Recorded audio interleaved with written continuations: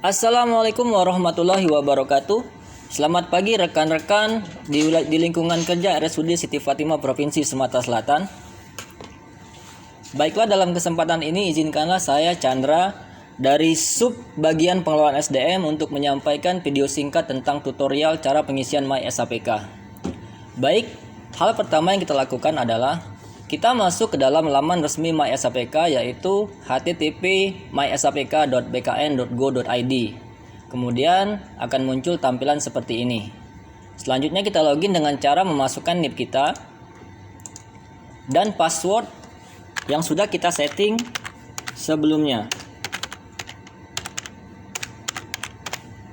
Oke.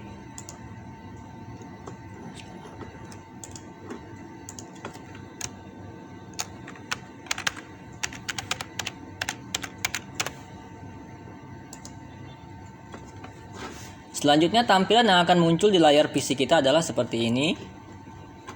Bisa teman-teman lihat sekalian, di sini ada menu dashboard dan menu pemutakhiran data mandiri.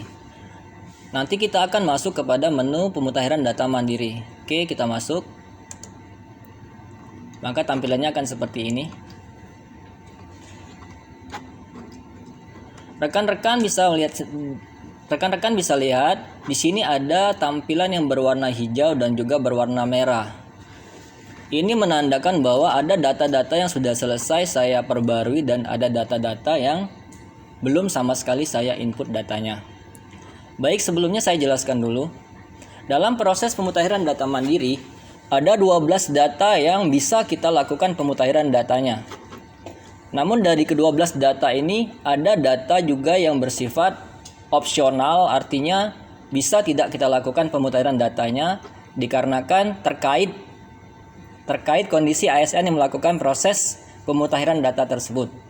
Dan ada juga 3 data yang pada saat proses pengisiannya bisa dilakukan lebih dari 1 kali dikarenakan memang terkait adanya perubahan data yang bersifat kelanjutan. Apa saja komponen-komponen yang bisa dilakukan lebih dari 1 kali, yaitu riwayat SKP, riwayat keluarga, dan juga riwayat CLTN. Oke, langsung saja kita mulai rekan-rekan sekalian. Di sini kita bisa lihat ada pilihan unit verifikasi. Karena kita adalah RSUD Siti Fatimah bersifat UPTD di bawah Dinas Kesehatan, maka untuk pilihan unit verifikasi kita pilih di sini adalah Dinas Kesehatan. Kita klik Dinas Kesehatan lalu kita simpan. Honor verifikator berhasil, oke. Kita masuk kepada komponen usulan yang pertama ya.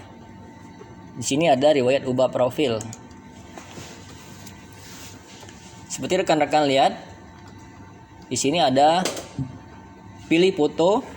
Kita bisa upload foto kita dengan catatan foto yang kita upload adalah tidak boleh lebih dari 500 KB dengan format JPEG atau PNG atau JPG.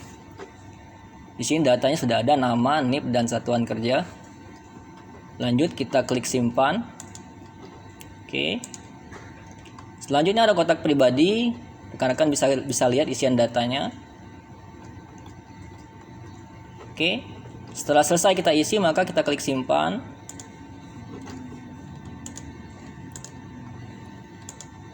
Selanjutnya ada data pendukung yang berisi NIK, nomor KK. Bisa teman-teman lihat sendiri. Lalu di sini ada nomor tapra. Mungkin rekan-rekan akan bertanya bagaimana cara kita mendapatkan nomor tapra ini. Baiklah, saya jelaskan sedikit. Pada beberapa saat yang lalu saya sudah sampaikan link resminya untuk bisa kita masuk ke laman resmi My Tapra di grup kepegawaian RSUD. Saya telah lampirkan di situ link resminya. Kita bisa login di sana. Kemudian kita bisa registrasi akun Tapra. Selanjutnya kita ikuti saja petunjuknya sampai nanti kita bisa mendapatkan nomor Tapra kita. Karena nomor Tapra ini wajib kita cantumkan pada saat pemutakhiran data mandiri pada elemen isian data personal. Selanjutnya ada kelas angka jabatan. Kelas angka jabatan ini disesuaikan dengan posisi teman-teman sekalian. Jadi misalnya seperti ini. saya adalah staf di sub pengelolaan SDM dengan jabatan fungsional umum. Kelas jabatan saya kelas jabatan 7. Maka di sini saya masukkan kelas jabatannya pada kelas jabatan 7. Setelah semua data ini terisi, maka selanjutnya kita klik simpan. Lalu kita konfirmasi. Oke. Selanjutnya kita kembali kepada menu awal. Sebelum kita masuk ke riwayat pangkat golongan, saya jelaskan sedikit dulu bahwa semua data yang kita cantumkan atau kita perbarui pada saat proses PDM ini, semua data adalah data terakhir yang saat ini kita miliki. Saya contohkan di sini pada riwayat pangkat dan golongan. Oke, kita masuk. Di sini ada uraian riwayat jabatan saya mulai dari 3A sampai penata tingkat 1 3D. Saat ini saya berada pada posisi pangkat terakhir penata tingkat 1 3D.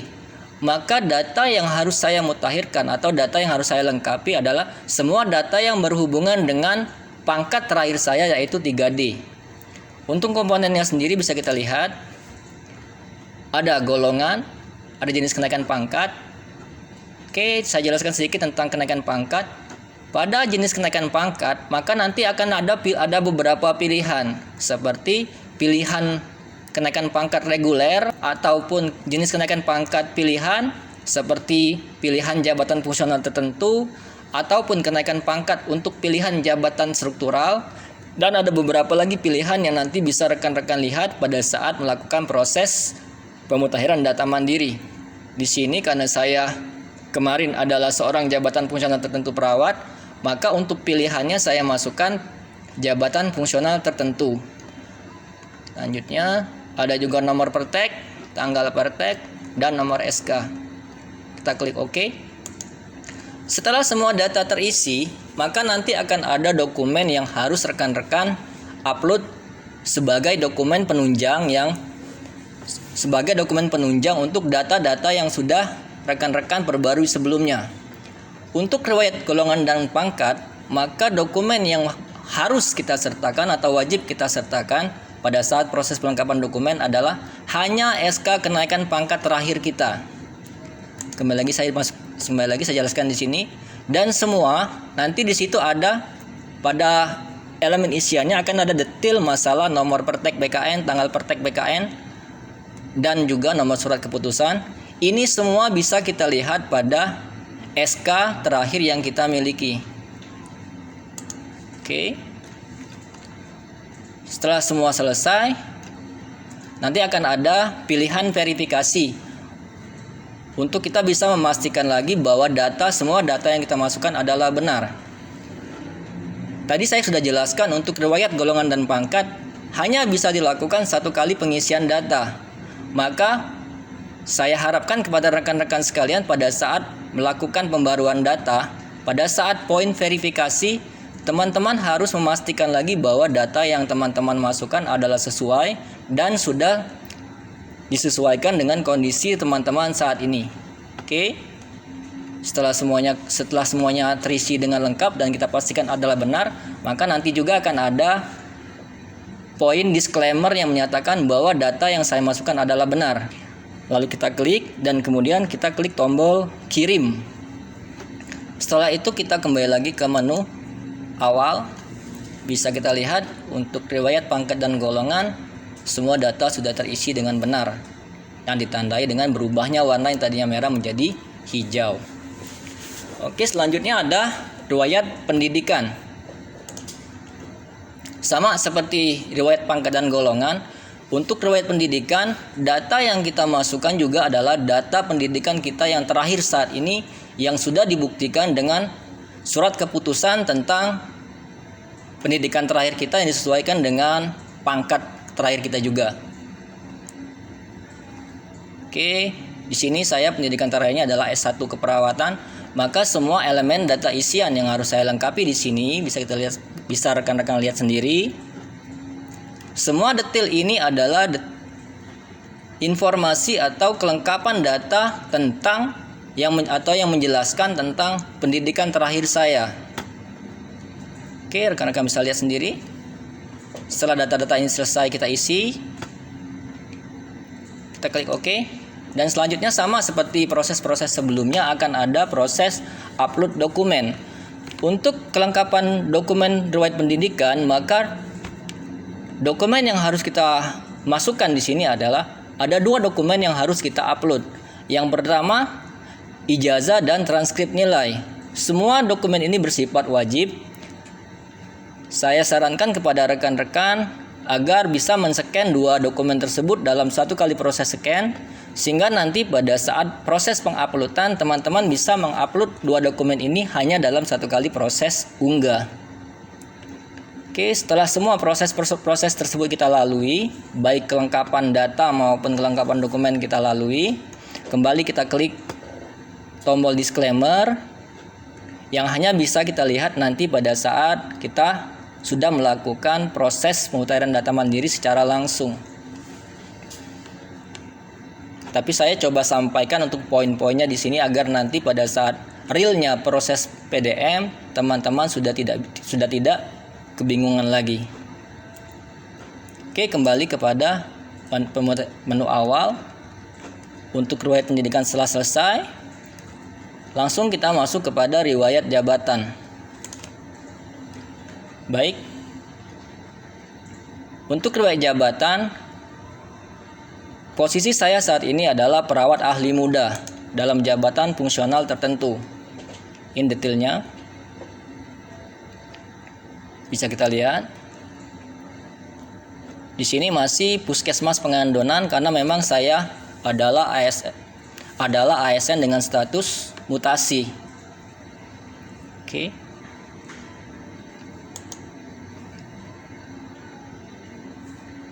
Maka data sama seperti riwayat-riwayat sebelumnya.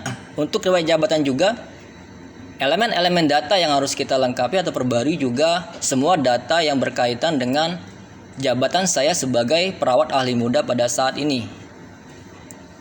Selanjutnya nanti akan sama juga prosesnya, akan ada proses kelengkapan dokumen. Setelah kita pastikan semua data yang kita masukkan adalah benar, maka yang akan kita upload nanti adalah SK yang menerangkan, SK pangkat terakhir yang menerangkan bahwa kita benar adalah sebagai seorang perawat muda dalam jabatan fungsional tertentu. Ini yang harus kita pastikan, jangan sampai salah. Kenapa? Apabila salah kita memasukkan antara dokumen ataupun pada saat kita salah melakukan pengisian data tidak sesuai dengan riwayat pangkat, dengan riwayat jabatan kita terakhir, maka kita tidak akan pernah lagi bisa melakukan proses pembaruan tersebut karena hanya bisa dilakukan 1 kali proses pengisian. Setelah semua isian data selesai, juga dokumen telah kita upload, bisa kita lihat juga di menu awal. Untuk riwayat jabatan juga telah selesai kita lakukan. Selanjutnya ada peninjauan masa kerja. Pada awal penjelasan tadi, saya sudah sampaikan kepada rekan-rekan bahwa untuk riwayat peninjauan masa kerja ini bersifat opsional, artinya bisa untuk tidak kita perbarui datanya. Karena tidak semua PNS atau CPNS ada riwayat peninjauan masa kerja atau boleh melakukan pembaruan riwayat peninjauan masa kerja. Mungkin teman-teman akan bertanya, lalu PNS atau ASN seperti apa yang bisa melakukan pembaruan data untuk riwayat peninjauan masa kerja? Saya jelaskan sedikit. ASN yang bisa melakukan riwayat peninjauan masa kerja atau yang harus memperbarui data untuk peninjauan masa kerja adalah ASN yang sebelum dia diangkat, hanya ASN yang pada saat sebelum dia menjadi ASN, mereka adalah tenaga-tenaga honorer pada suatu instansi pemerintah, lalu kemudian mereka lulus menjadi ASN. Maka ASN ini wajib mengajukan riwayat peninjauan masa kerja ke BKD. Untuk apa? Agar nanti masa kerja mereka pada saat mereka masih menjadi tenaga honorer bisa ditambahkan ketika ke dalam masa kerja ketika mereka sudah diangkat menjadi CASN. Maka mereka wajib mengajukan riwayat peninjauan masa kerja yang nanti akan dibuktikan dengan dokumen legalitasnya, yaitu SK penetapan peninjauan masa kerja. Tapi untuk ASN yang tidak pernah menjadi pegawai honorer sebelumnya di instansi pemerintah, maka tidak perlu melakukan pembaruan riwayat peninjauan masa kerja. Maka di sini saya tidak akan masuk. Langsung saja kita masuk ke usulan riwayat CPNS dan PNS. Baik, ini contoh saja. Namanya Dustin Taylor. Nah, untuk detailnya bisa rekan-rekan lihat di sini. Untuk status kepegawaian, kita masukkan di sini P. Maksudnya adalah nanti pada pilihannya hanya dua, antara CPNS dan PNS. Ini disesuaikan dengan kondisi terakhir kita sebagai PNS, maka status kepegawaian kita adalah PNS. Lalu selanjutnya elemen-elemen datanya adalah nomor surat keputusan CPNS, surat tanda tamat pendidikan dan latihan atau STPL, lalu karpet. Nah, di sini ada nomor pertek C2TH. Teman-teman mungkin sedikit asing dengan istilah ini, pertek C2TH. Saya jelaskan sedikit. CPNS yang harus mencantumkan nomor pertek C2TH adalah hanya CPNS yang mana pada saat jarak antara mereka sebagai CPNS naik ke PNS itu lebih dari 2 tahun. Lalu bagaimana dengan CPNS yang kenaikan status mereka dari CPNS menjadi PNS kurang dari 2 tahun, maka tidak perlu mencantumkan nomor pertek C2TH. Lalu instansi apa yang berhak mengeluarkan nomor pertek C2TH ini? Tentunya adalah BKD. Untuk tanggal dokter, surat keterangan dokter, ini semuanya data yang bersifat opsional. Boleh kita lewatkan saja. Oke, selanjutnya kita klik OK. Dan untuk dokumennya, pada saat unggah dokumen, akan ada 2 dokumen yang menjadi pilihan atau yang bisa kita upload. Tapi satu dokumen hanya bersifat opsional, yaitu SKPNS. Karena memang di sini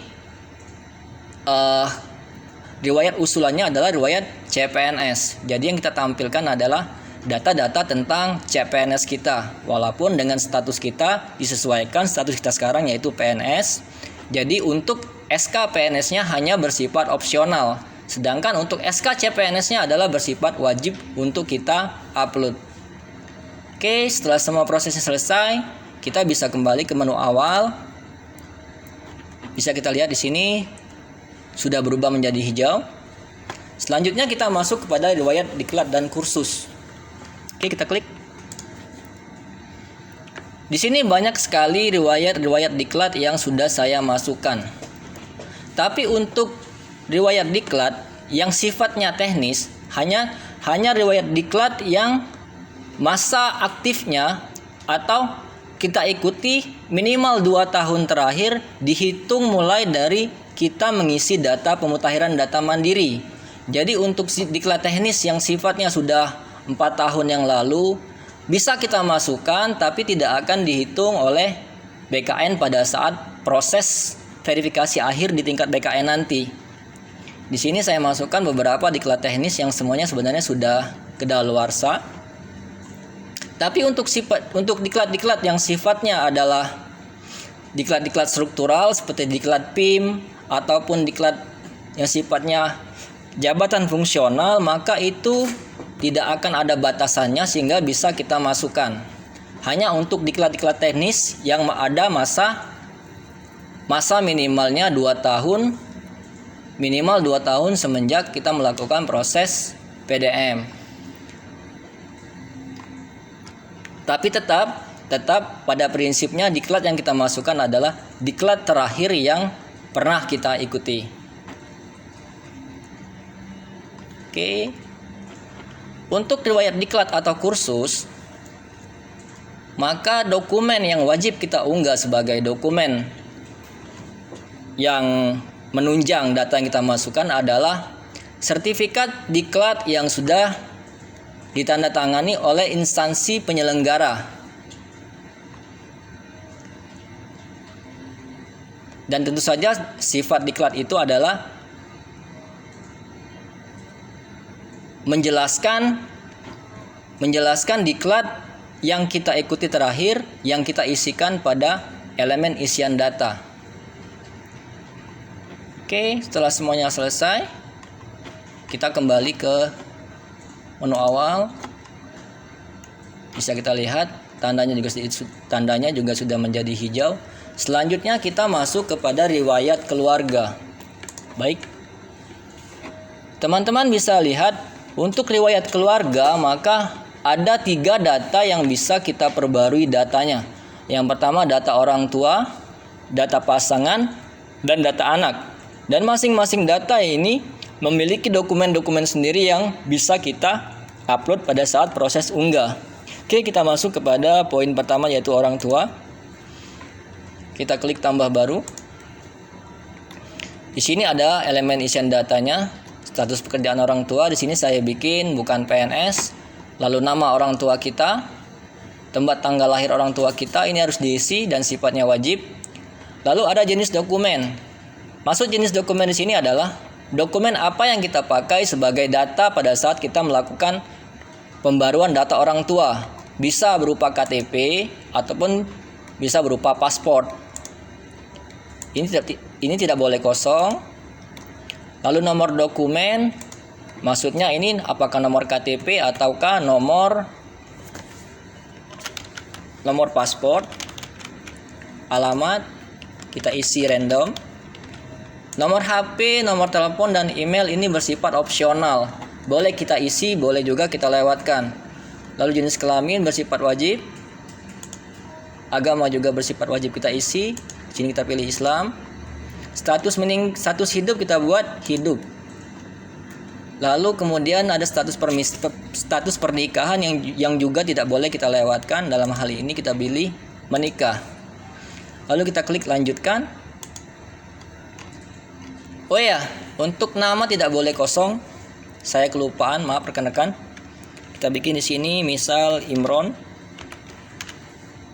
Tanggal lahir kita bikin sembarang saja.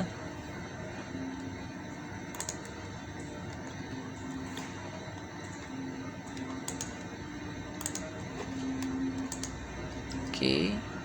Klik lanjutkan. Nah, bisa rekan-rekan lihat untuk upload data pendukungnya ada 2 opsi yang bisa kita upload.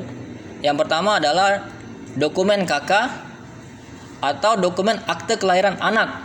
Maksudnya ini adalah akte kelahiran kita yang menjelaskan bahwa benar orang tua yang kita upload ini, yang dimana nanti bisa menjelaskan bahwa benar data orang tua yang kita masukkan adalah benar data orang tua kita. Karena di dokumen akte kelahiran anak itu menjelaskan tentang kita, tentang siapa nama orang tua kita keturunan dari siapa. Boleh kita upload ataupun boleh kita lewatkan saja. Selanjutnya kita klik lanjutkan. Kita lihat ringkasannya apakah data sudah benar. Bila benar, maka kita klik tombol disclaimer yang seperti tadi saya bilang. Saya menyatakan bahwa data yang saya input adalah benar. Kita klik, lalu kita kirim. Oke. Selanjutnya kita kembali lagi ke menu riwayat keluarga. Karena memang harus diperbarui satu persatu 3 data tadi. Selanjutnya ada data pasangan. Kita lihat di sini. Ada namanya Martin Graham. Anggap saja. Kita klik ubah data. Kita klik di sini ada pilihan suami atau istri ke. Maksudnya adalah data yang kita masukkan adalah misal data suami atau data istri. Ini merupakan suami atau istri dari pernikahan kita yang keberapa. Misal saya buat di sini adalah istri atau suami pada pernikahan kita yang pertama. Kemudian status pernikahan kita pilih di sini menikah. Status bukan PNS, nama Martin Graham. Tanggal lahir wajib kita isi. Jenis identitas sama, bisa KTP, bisa paspor. Nomor identitas, jenis kelamin laki-laki, agama Islam. Nomor kartu, alamat, nomor HP, nomor telepon, dan email ini bersifat untuk alamat ini bersifat wajib. Nomor HP, nomor telepon, dan email, serta akta meninggal, tanggal meninggal ini disesuaikan dengan keadaan saat ini. Kalau memang dia sudah meninggal, maka wajib kita cantumkan tanggal meninggalnya, akte menikah, lalu tanggal menikah. Oke, lanjut. Tanggal meninggal.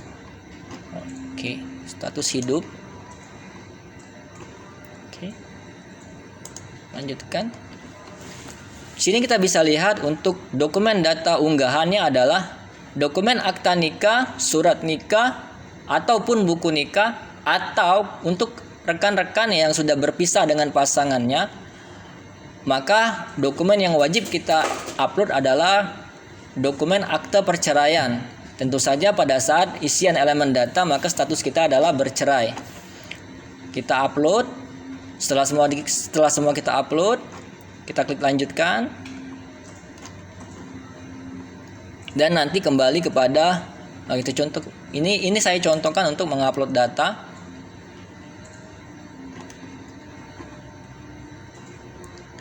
Saya contohkan di sini. Oke, open.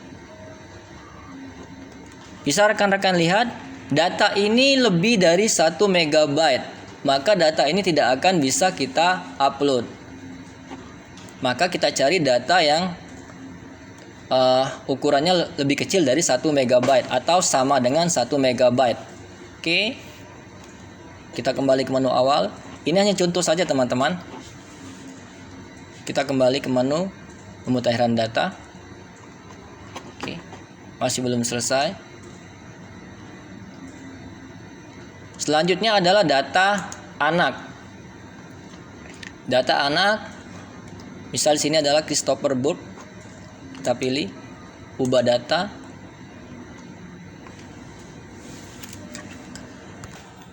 Selanjutnya ada data riwayat anak. Kita bisa masukkan isian datanya. Di sini ada orang tua. Maksudnya adalah siapa nama orang tua dari anak kita yang datanya kita cantumkan di sini atau perbarui di sini. Misal di sini adalah Martin Graham, nama orang tuanya. Lalu pilih status anak. Di sini ada pilihan anak tiri, anak kandung, dan anak angkat. Kita pilih anak kandung. Status pekerjaan bukan PNS. Lalu tanggal lahir wajib kita masukkan di sini. Jenis kelamin laki-laki. Jenis dokumen sama KTP ataupun paspor. Alamat sama nih, ada nomor HP, nomor telepon, dan email juga bersifat opsional. Status hidup kita buat hidup di sini. Akte kelahiran kita masukkan acak saja di sini. Lalu kita klik lanjutkan. Oh ya, maaf, jenis dokumen tidak boleh dikosongkan. Kita pilih KTP di sini. Lalu kita klik lanjutkan. Nah, untuk dokumen pelengkapnya yang harus kita upload di sini adalah tentu saja dokumen akte kelahiran anak kita. Baik, sini saya contohkan penguploadannya. Oke, kita pilih, kita klik open. Bisa teman-teman lihat dokumen akte kelahiran berhasil. Lalu kita klik lanjutkan. Kita verifikasi sebentar untuk kebenaran datanya. Apabila yakin data sudah benar, maka kita klik disclaimer, lalu kita kirim. Oke. Selanjutnya kita kembali ke menu pemutahiran data. Kita kembali lagi kepada riwayat usulan. Lalu kita klik di sini, data riwayat keluarga atau orang tua sudah selesai. Kita klik konfirmasi. Kembali lagi. Untuk pasangan sama, data riwayat keluarga atau pasangan sudah selesai. Konfirmasi kembali. Lalu kembali lagi. Terakhir kita konfirmasi data anak. Data riwayat anak atau keluarga sudah selesai. Kita klik iya. Bisa kita lihat untuk riwayat keluarga sudah berubah menjadi hijau, artinya untuk prosesnya sudah selesai. Selanjutnya ada usulan riwayat SKP. Langsung saja kita masuk. Kita klik tambah baru. Nah, di sini untuk elemen pengisiannya ada nilai-nilai SKP yang wajib kita cantumkan di sini, yang tentu saja sesuai dengan nilai-nilai yang ada pada SKP terakhir kita. Lalu untuk tahunnya kita bikin di sini 2020. Ini adalah SKP 2 tahun terakhir. Di sini kita pilih 2020. Lalu jenis jabatan disesuaikan dengan jabatan yang teman-teman jalani saat ini, bisa struktural, fungsional tertentu ataupun jabatan fungsional umum. Di sini saya pilih jabatan fungsional tertentu. Untuk nilai SKP-nya kita pilih acak saja.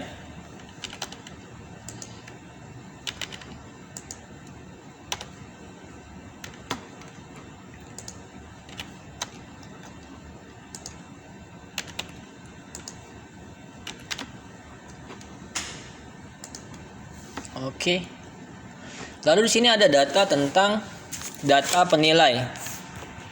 Maksud data penilai di sini adalah data dari atasan yang berisi informasi atasan penilai SKP kita yang biasanya ini adalah atasan langsung kita saat ini. Maka data-data yang disini adalah data dari atasan langsung kita tersebut. Bisa kita lihat isiannya. Selanjutnya ada data atasan penilai. Maka di sini saya lupa memasukkan status penilai. Sini pilihannya tentu saja PNS. Lalu TMT golongan penilai kita cantumkan juga di sini. Nah, di sini NIP dari penilai wajib kita masukkan. Nama penilai kita bikin saja di sini. Jabatan penilai misal Kepala Bagian Pengelolaan SDM.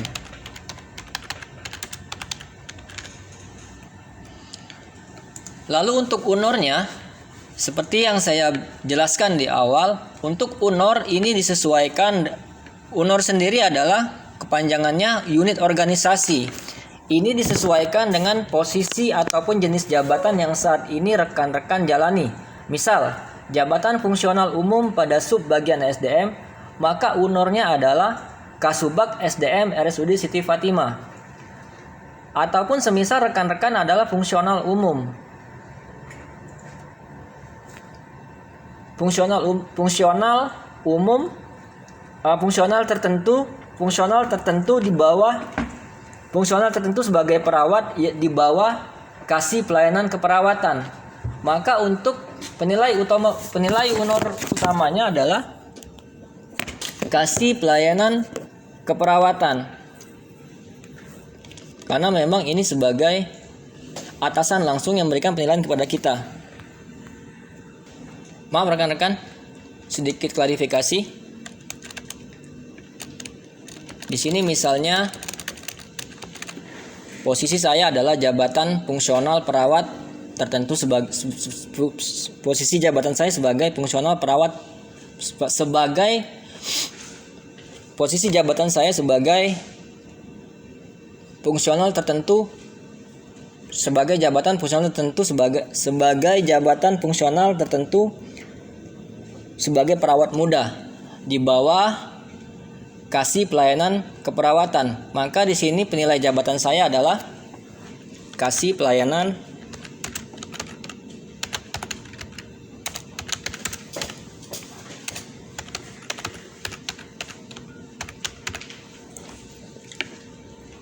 keperawatan. Terus nama. Penilai golongan kita buat di sini 4A. TMT golongan. Jadi untuk UNOR, sedikit saya jelaskan. Untuk UNOR ini disesuaikan dengan posisi jabatan ataupun jenis jabatan yang saat ini rekan-rekan jalani. Misal di sini saya contohkan jabatan fungsional tertentu sebagai perawat muda di bawah kasih pelayanan keperawatan. Maka untuk UNOR-nya di sini adalah kasih pelayanan keperawatan. Apabila teman-teman sebagai seorang jabatan fungsional umum, semisal jabatan fungsional umum analis SDM di bawah Kasubag Pengelolaan SDM, maka nanti penilai jabatannya adalah Kasubag Pengelolaan SDM dan selanjutnya. Dan tentu saja untuk pangkatnya harus minimal setingkat di atas PNS yang dilakukan penilaian. Maka di sini untuk saya sendiri adalah seorang PNS dengan golongan 3D, maka untuk penilai golongan saya harus minimal setingkat di atas saya, maka saya buat di sini adalah 4A dan seterusnya. Lalu di sini ada data atasan penilai. Data atasan penilai adalah data yang berisi tentang data dari pejabat yang setingkat atau jenjangnya lebih tinggi daripada jabatan penilai SKP.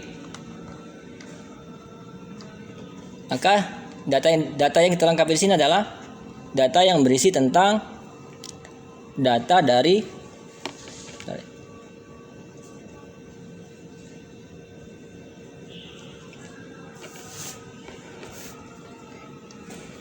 sedangkan data atasan penilai merupakan data untuk pejabat yang jenjangnya lebih tinggi dari jabatan penilai, untuk pejabat yang jenjangnya lebih tinggi dari jabatan seorang penilai SKP tersebut.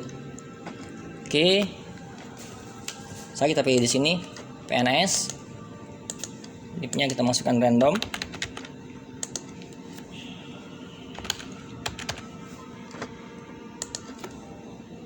Sini kita buat kepala bagian.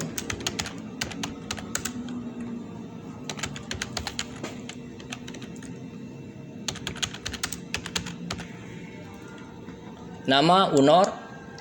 Nah, apabila di sini kita buat atasannya seorang kepala bagian pengelolaan SDM, maka untuk UNOR-nya di sini adalah bagian pengelolaan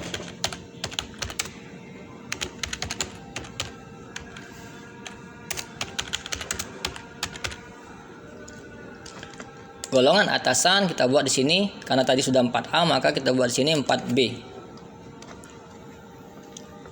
TMT golongan kita buat sembarang. Oke, kita pastikan lagi semua data sudah terisi dengan benar.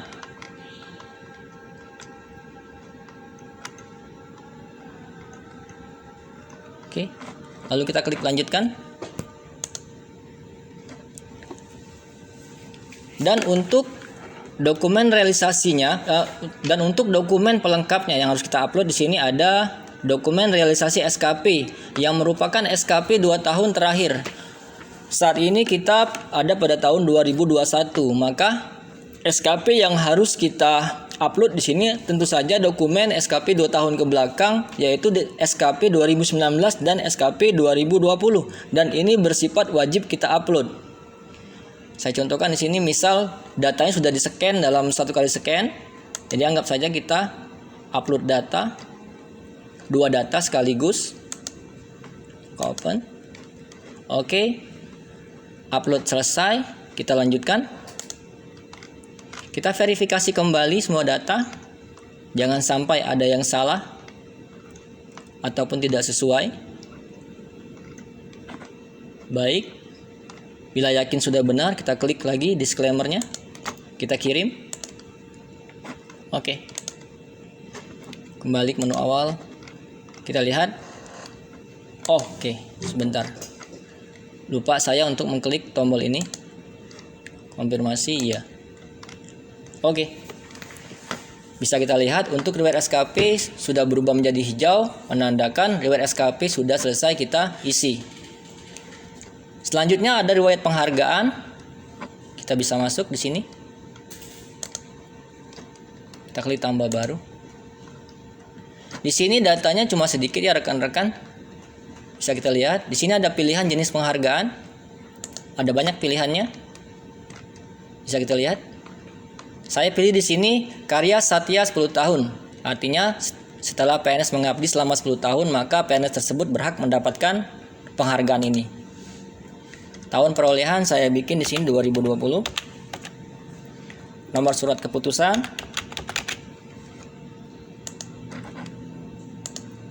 Oke, klik lanjutkan. Dan untuk dokumen pelengkapnya yang wajib diunggah adalah dokumen sertifikat penghargaan yang kita peroleh. Jadi kalau tadi kita cantumkan karya Satya Lencana 10 tahun, maka dokumen yang harus kita upload juga tentunya dokumen tentang dokumen sertifikat penghargaan karya Satya Lencana 10 tahun.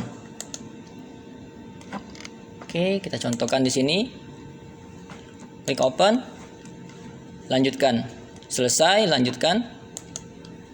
Kita verifikasi kembali pada riwayat ringkasan. Apabila sudah benar, maka kita klik dan kita kirim. Oke.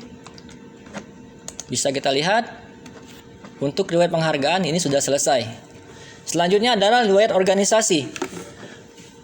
Untuk riwayat organisasi, ini sifatnya sama seperti riwayat peninjauan masa kerja, hanya bersifat opsional. Jadi tidak bisa kita lakukan pembaruan ataupun tidak dilakukan pembaruan sama sekali. Disesuaikan dengan keadaan dari ASN yang melakukan proses PDM tersebut.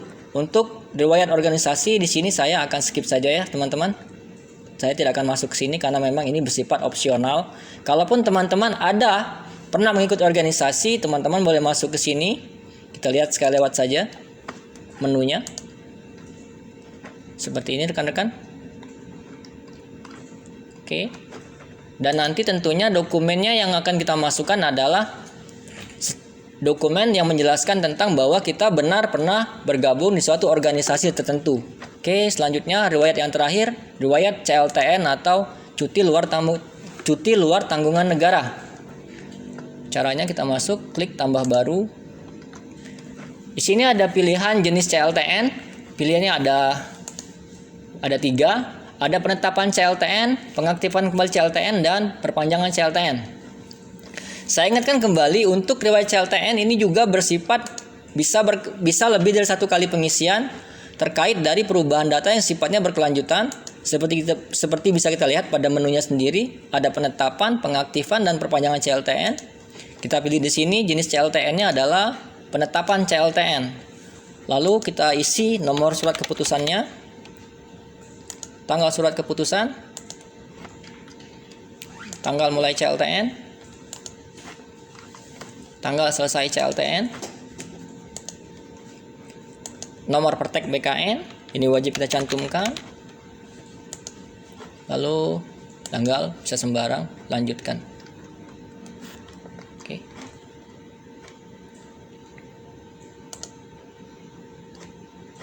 Lalu untuk dokumen yang bisa kita upload ada 2 pilihan dokumen, di mana satu bersifat opsional, bisa kita tambahkan ataupun tidak kita tambahkan. Yang satu bersifat wajib.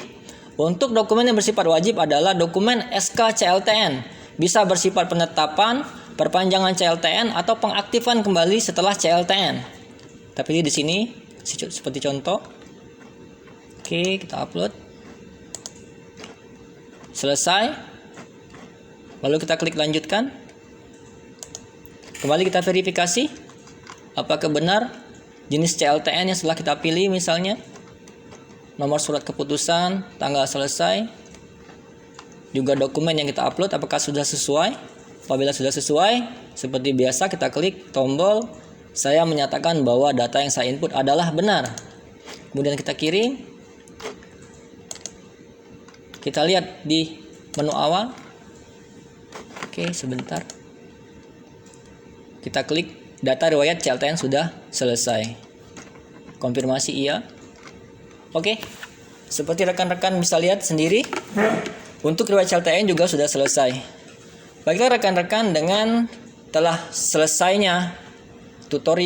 selesainya riwayat terakhir, riwayat data usulan terakhir yang saya contohkan, maka dengan ini juga selesailah juga video tutorial yang bisa saya sampaikan.